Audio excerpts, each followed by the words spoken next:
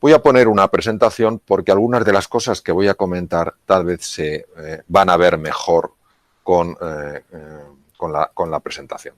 Vamos a ver. Quiero hablaros de dos personajes a los que obviamente tengo un gran respeto y que sin embargo obviamente en sus ideas no fueron personas perfectas, como no lo somos ninguno. Son dos personas que han influido de una forma decisiva en toda la civilización occidental y sus ideas se han convertido en formas de ver la realidad, en formas de ver las cosas. Han alterado profundamente la percepción. Nosotros sabemos que cuando alguien nos cuenta ciertas cosas, empieza a afectar a cómo vemos esas mismas cosas. Es preciosa la historia, por ejemplo, del gran pintor francés, del impresionismo francés, Monet.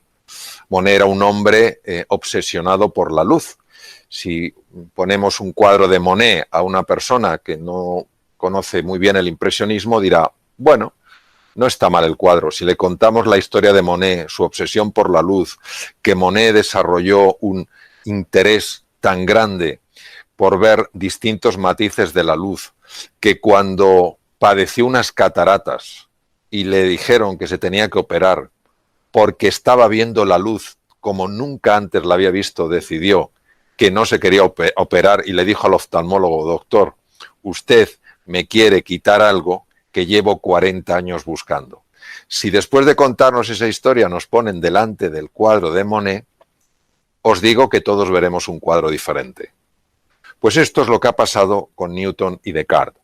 No cabe duda que Newton, desde el punto de vista de la ciencia, Descartes, desde el punto de vista de la filosofía, han hecho unas aportaciones maravillosas a nuestra vida. Sin embargo, cometieron un error muy lógico, no fueron ellos los únicos, de alguna manera fueron los que, a modo de grandes megáfonos, impactaron más en nuestra forma de ver la realidad. Newton, por ejemplo, de alguna manera nos hizo ver un universo alejado de nuestra propia experiencia vital, un universo que se podía medir, que se podía pesar, que se podía analizar. Obviamente nosotros llevábamos viendo un universo ajeno a nosotros, unas cosas separadas de nosotros mucho antes de que apareciera Newton, pero de alguna manera Newton reforzó la relación del mundo interior con el mundo exterior. El mundo interior se podía acercar al mundo exterior, los planetas, las leyes de la Tierra, como un explorador que hiciera una fina disección, que analizara, que conceptualizara aquello que había. Por otra parte, Descartes, en el siglo XVII, hace 350 años, hizo un estudio muy profundo de la naturaleza y llegó a la conclusión de que había dos tipos de naturalezas. A una la llamó la res cogitans, era la mente, los procesos mentales. Y otra era la res extensa, lo físico, lo que se puede pesar y medir, por ejemplo, el cuerpo. Y él consideró que lo único realmente fiable era la mente. Y que el otro no era tan fiable porque los propios sentidos te podían engañar. De aquí nace el conocido dualismo cartesiano, pero veréis las implicaciones que esto ha tenido en nuestra forma de percibir la realidad y en nuestra forma de entender dónde está la oportunidad. Descartes pensó que los procesos mentales no podían afectar a los procesos físicos sencillamente porque no había conexión entre ellos. La res cogitans, lo mental, y la res extensa, lo medible, lo pesable, eso no estaban conectados. Con lo cual, nosotros éramos puros observadores pasivos de una realidad que podíamos, siguiendo a Newton, analizar, describir, categorizar y explicar. Esto tiene unas implicaciones de tal profundidad que si nos paramos a pensar y conseguimos que haga clic esto en dimensiones hondas de nuestra existencia, se produce un antes y un después. Resumiendo lo que hemos visto hasta ahora, Newton y Descartes, como muchos otros científicos y filósofos anteriores, nos hacen percibir que el mundo exterior está fuera, el mundo interior es el que está dentro de mí, no están conectados y lo que yo puedo hacer en relación al mundo exterior es sencillamente entenderlo, manipularlo, analizarlo, categorizarlo y explicarlo. ¿Qué es lo que ocurre? Pues que esto lleva al ser humano a una situación apasionante. Una situación apasionante cuando el mundo que ha conocido, el mundo exterior que ha conocido, cambia bruscamente. Ya no es el mundo de antes. Si os dais cuenta, antes podíamos pasear donde nos diera la gana. Podíamos ir a un cine, podíamos ir a un teatro, podíamos ir a un restaurante a celebrar una noche magnífica con nuestros amigos, podíamos abrazar a nuestros padres, a nuestros hermanos, a nuestros amigos, darnos la mano, darnos besos, y ese mundo de repente desaparece. Teníamos una situación económica que nadie podría decir que era especialmente fácil, pero estaba más o menos gestionada. Teníamos nuestros problemas, nuestras dificultades y de repente enormes paralizaciones de empresas. No se puede ir a los hoteles tienen que cerrar. ¿Qué pasa con el turismo? ¿Qué pasa con los aviones, líneas aéreas que quiebran? Entonces, este mundo de repente adquiere todo aquello que a nosotros los seres humanos nos disgusta. Incertidumbre, ambigüedad, volatilidad, complejidad, me siento inseguro.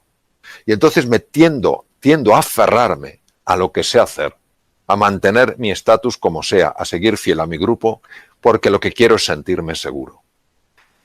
Ahora, aquí es donde nos tenemos que parar un instante, queridos. ¿Por qué me siento seguro en mi zona de confort? ¿Y por qué me siento inseguro ante ese otro mundo exterior a mí que ha cambiado? Precisamente porque me veo ajeno a él. Creo que el mundo exterior está ahí, el mundo interior está aquí. Por eso cuando me han hecho alguna entrevista y me han preguntado ¿cuál cree que es el mundo que nos vamos a encontrar? De nuevo vemos en esta misma pregunta el reflejo del paradigma de la forma de ver de Cartesio. Nos lo vamos a encontrar porque es ajeno a nosotros. ¿Y si esto fuera un error de primer orden? Que tuviera unas consecuencias absolutamente extraordinarias. Imaginaros el mundo que se nos puede abrir si descubrimos que hay un error, tanto en la visión de Newton como en la visión de Descartes y en la visión de muchas otras personas. Dejadme que os explique ahora un aspecto de lo que se llama la neurociencia afectiva. La neurociencia afectiva es la parte de las neurociencias, las ciencias del sistema nervioso, que estudia todo lo que tiene que ver con el mundo de los sentimientos y de las emociones. En el centro de la imagen veis un punto rojo. Ese punto rojo es la amígdala. La amígdala, hay dos amígdalas, las que tenemos obviamente en la garganta y las que tenemos en el cerebro, que no tienen por supuesto nada que ver. Me refiero naturalmente a las que tenemos en el cerebro. En ese núcleo que veis ahí, tan pequeñito, tiene el tamaño de una almendra aproximadamente, está ni más ni menos que el núcleo central del miedo. Es nuestro detector de miedo. ¿Qué quiere decir? Que si yo este mundo que está envuelto en una pandemia, solo lo percibo como ajeno a mí, a ver qué más desgracias me trae. Si solo veo un mundo incierto, hostil, volátil, ambiguo, y yo me veo a mí mismo como una víctima que tiene que ver cómo sale adelante ante esta tormenta que está sacudiendo a la humanidad entera, os voy a decir lo que pasa. Lo que pasa es que se activa ese núcleo central del miedo en la amígdala y se desactiva lo que veis ahora en color rojo. Ni más ni menos que la parte del cerebro que es absolutamente imprescindible para adaptarse. Es un momento para recordar la frase genial de Charles Darwin: no es la especie más fuerte ni la más inteligente la que sobrevive, sino la que mejor se adapta. ¿Cómo nos vamos a adaptar, queridos? Si la parte del cerebro, la parte más moderna, la corteza prefrontal, no funciona adecuadamente porque está activado el núcleo central del miedo. Ni podremos negociar, ni podremos ser creativos, ni podremos innovar, ni podremos emprender, ni podremos cooperar, ni podremos descubrir la oportunidad en medio de la dificultad, porque si hay una estructura en el cerebro clave precisamente para que eso suceda, es esa región, las áreas prefrontales del cerebro. Luego nosotros tenemos que ver cómo se puede desactivar ese núcleo central del miedo para que pueda mantenerse activada la zona que nos va a permitir a todos adaptarnos, mejorar, crecer y evolucionar.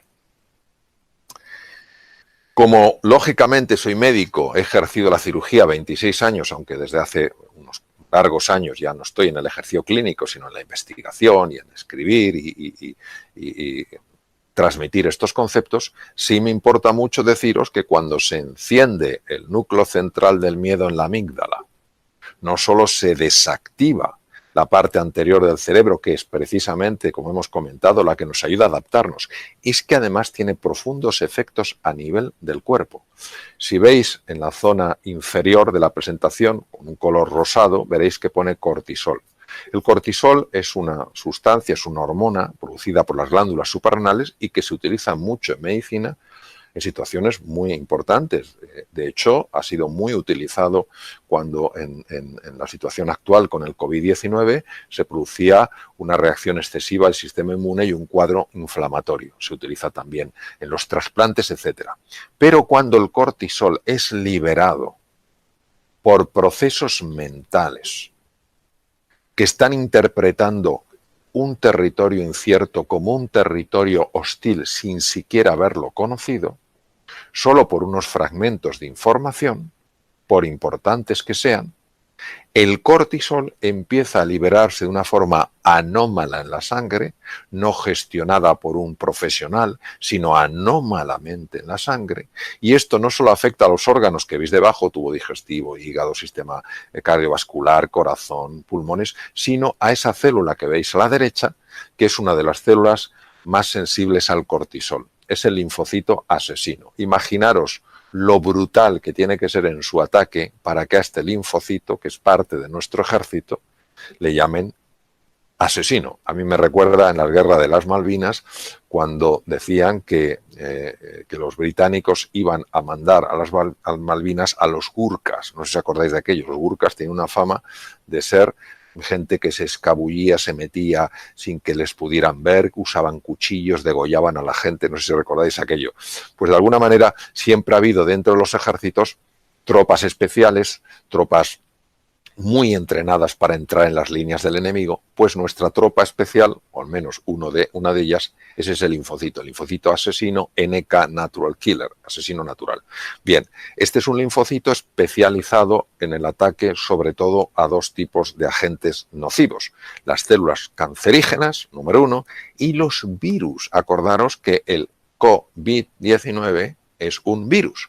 Los virus y las células llenas de virus para que no revienten y llenen de virus el torrente sanguíneo. Pues bien, la liberación excesiva de cortisol anómala generada por la mente es capaz de bloquear, al menos parcialmente, el funcionamiento de los linfocitos asesinos.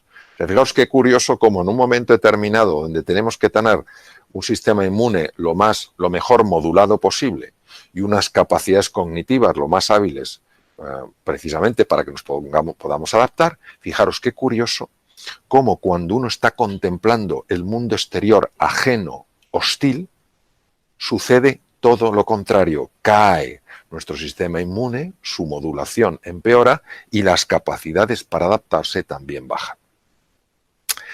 Por eso nosotros tenemos que cambiar esta pregunta. ¿El mundo que nos vamos a encontrar? No. El mundo que juntos podemos crear. Y aquí es donde vamos a dar el salto cuántico. Nunca mejor dicho. Porque tenemos que traer a primera línea como protagonistas de esta escena a dos de los físicos cuánticos más notables que han existido. Por supuesto, ha habido otros como Niels Bohr, el danés, que ganó el premio Nobel en 1922, el premio Nobel de Física, justo el año posterior al que lo ganó Albert Einstein. David Bohm, que conoció a Einstein, trabajaron juntos, quiero decir, en el mismo lugar, en Princeton, en la Universidad de Princeton, en Estados Unidos, y son estos físicos, Bohm, Einstein, Niels Bohr, etcétera, etcétera, los que nos han descubierto dónde estaba nuestro gran error. Y el gran error está en lo siguiente: el mundo exterior y el mundo interior solo están separados en apariencia. En apariencia, como decía Niels Bohr, hay una verdad, es verdad. La física newtoniana, claro que es verdad en el mundo de las formas, en el mundo de las apariencias. Claro que en el mundo de las apariencias lo que decía Descartes parece que es verdad, que la mente va por un lado y el cuerpo va por otro. Sin embargo, los físicos cuánticos, Niels Bohr, Einstein, Bohm, nos introducen en un plano profundo de la realidad. Es como si solo conociéramos la superficie del mar. Y Newton y Descartes nos hubieran hablado de superficie del mar, que tiene cosas apasionantes. Y está la tierra firme y nos la hubieran descrito, diríamos, qué maravilla, qué continentes. Y que físicos cuánticos como Niels Bohr, Einstein o Bohm nos hubieran metido en las profundidades del mar y nos hubieran enseñado los tesoros que hay. Las cosas tan extraordinarias, por ejemplo, solo deciros que gran parte de las sustancias que se utilizan para destruir el cáncer se obtienen de esponjas marinas, no de cosas que están en la superficie. Por tanto, la física cuántica jamás ha estado en contra de la física newtoniana. Lo que ha hecho es complementarla, lo mismo que el fondo del mar no está en oposición a la superficie del mar o a la tierra firme. Pero claro, es que lo que nos han revelado los físicos cuánticos es de una profundidad insospechada. ¿Qué nos han revelado? Nos han revelado algo que es que el observador influye en lo observado. ¿Pero cómo es posible? ¿Pero qué me dices si yo lo que yo observo está fuera? Y yo soy el observador que estoy aquí dentro. ¿Cómo yo voy a influir fuera? Pues sí, señor. Hay una dimensión de la realidad en la que nosotros estamos influyendo fuera con nuestra forma de pensar, con nuestra forma de sentir, con nuestra forma de actuar. Y cuando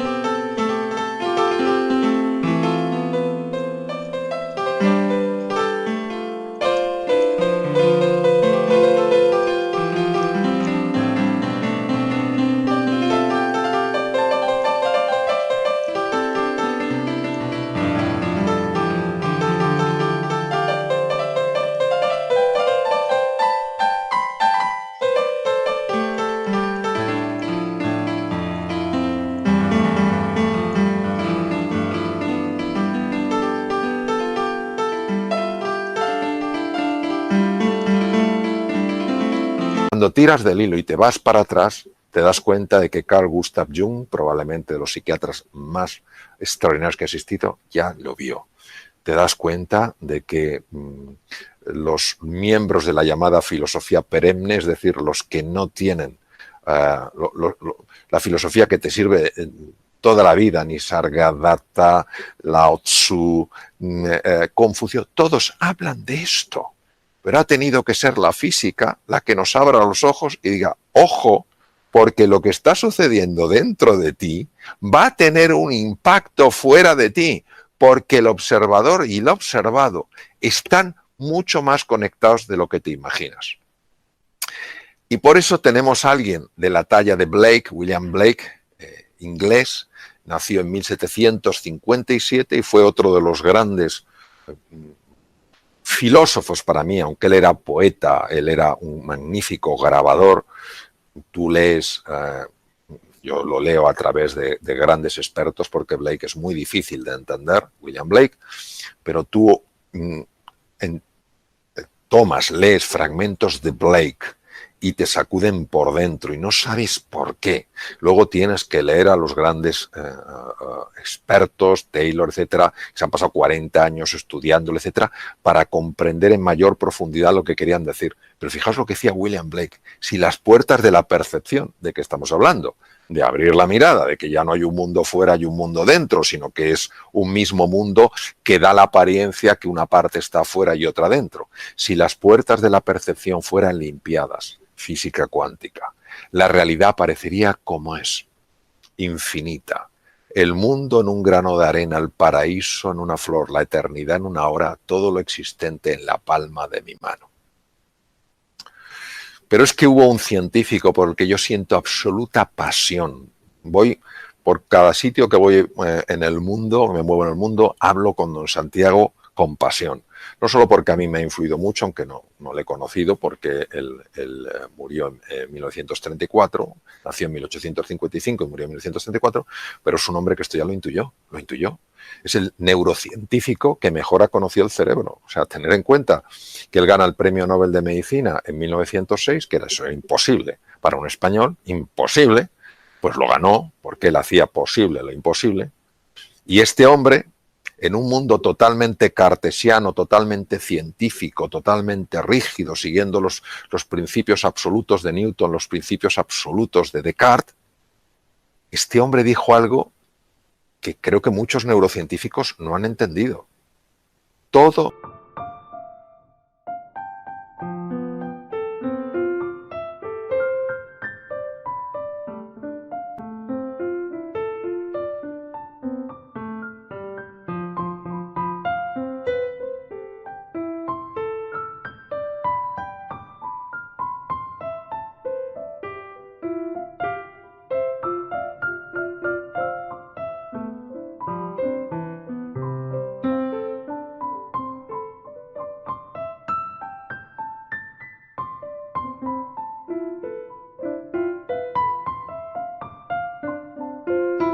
ser humano puede ser, si se lo propone, escultor de su propio cerebro. Pero vamos a ver, si Descartes decía que el pensamiento, que es lo que yo me propongo, el compromiso, lo que yo creo, no tiene relación con el cuerpo. El cerebro es cuerpo, es físico, se puede pesar, se puede medir, se puede analizar, se puede diseccionar. Y sin embargo, este hombre los une. Y dice que todo ser humano puede ser, si se lo propone, escultor de su propio cerebro. Pero este hombre, ¿cómo lo pudo saber si no había tecnología? Hoy en día sí la hay. Y sabemos que la neuroplasticidad, la formación de nuevas neuronas, la formación de nuevas conexiones entre las neuronas, depende tremendamente de la forma de pensar. Por eso cuando escribí Reinventarse hablaba precisamente de eso, de lo que verdaderamente Cajal había descubierto, que el ser humano se puede reinventar, que la mente, los procesos cognitivos, naturalmente que conectan con los procesos físicos, porque son dos realidades que se pueden distinguir, pero no se pueden separar. De alguna manera, don Santiago, que de alguna manera precedió a algunos de los grandes físicos cuánticos, porque él gana el premio Nobel en 1906 por sus estudios de la teoría de la neurona, y en 1921, con el efecto fotoeléctrico, gana Einstein el premio Nobel de Medicina. Es decir, estamos hablando de personas muy cercanas en la dimensión del tiempo. O sea, fijaos qué cosa más bonita que uno sepa que su forma de pensar, que su forma de sentir puede hacerle más inteligente, más capaz, pero es que además que puede hacerle influir en las circunstancias que genera en la vida, en lo que se encuentra. Y por eso tengo 3 palabras para ofreceros, para vuestra consideración. Primero, que os atreváis a querer de verdad, que no tengáis ningún miedo en esta época de dificultad de sentir pasión por nuevos proyectos, de sentir pasión por nuevas oportunidades. No creáis que la vida quiere que vayamos con la cabeza baja. La vida en mayúscula llora cuando nos ve tristes. Entonces, querer con pasión, apasionaros por las cosas, entusiasmaros por los proyectos, entusiasmaros por las oportunidades que, aunque todavía no las vemos, van a surgir. En 1900 en Londres había 1 millón de caballos. Imaginaos la cantidad de gente que trabajaba alrededor de los caballos, el que cultivaba la alfalfa, el que tenía los establos, el que hacía las ruedas de los carruajes, el que conducía los carruajes, el que montaba los establos, y de repente aparecen los primeros coches. ¡Qué horror! El mundo se acaba. Imaginaros la cantidad de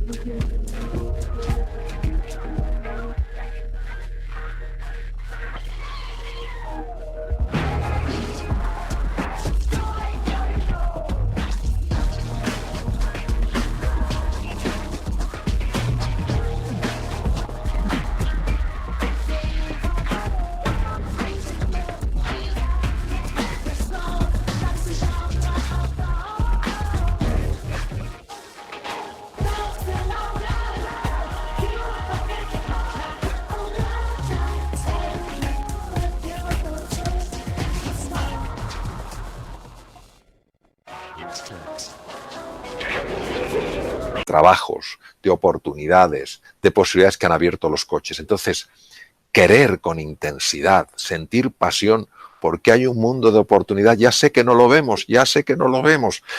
Comentaba al principio de esta sesión que la oportunidad disfruta yendo absolutamente disfrazada, que no se la vea. Segundo, una vez que os hayáis apasionado, empezar a imaginar eso cómo se puede hacer realidad. Uno de los errores que cometemos, desde mi punto de vista siempre, en cuanto a la imaginación, es confundir la imaginación con la fantasía. La fantasía es un acto donde dos elementos desconectados, inconexos, yo los uno. Por ejemplo, si pienso en un unicornio, pues cojo un caballo, pienso un animal que tenga un cuerno, como puede ser un rinoceronte, los uno y tengo un unicornio. Eso es una fantasía. Es fantasía. La imaginación es una capacidad creativa en el ser humano. Cuando tú quieres de verdad algo y empiezas a imaginarlo, empiezas a crearlo. Por eso uno acaba creando lo que imagina, porque como el observador se afecta al observado, lo que tú imaginas que está animado con el fuego de la pasión busca su expresión natural en el mundo exterior, generando circunstancias favorables para tu avance, para tu progreso. Porque el mundo interior y el mundo exterior, de nuevo, recordémoslo, son parte de la misma realidad. Podemos distinguirlo, pero no podemos separarlo. Lo que sucede dentro de mí también afecta a lo que me pasa a mí. Entonces, y para abreviar, haciendo un resumen, evitemos, queridos, tomar la posición de una víctima. Ya sé que esta situación es dura. Hablo con conocimiento de causa. Esta situación es muy dura. No le quitamos dureza. Ahora, esta situación no es más dura ni más fuerte que lo que somos nosotros sacando nuestra mejor versión y ayudándonos unos a otros. Enfoquémonos en conseguir lo que queremos, no evitar lo que no queremos. Si estamos hablando de pasión, si estamos hablando de entusiasmo, uno no se entusiasma por evitar lo que no quiere, uno se entusiasma por conseguir lo que realmente quiere. Recordemos siempre que la imaginación tiene en sí la capacidad de crear, no solo de describir, sino de crear, de materializar. Utilicemos un lenguaje que nos ayude, no que nos anule. El lenguaje es nuestro pensamiento es lingüístico.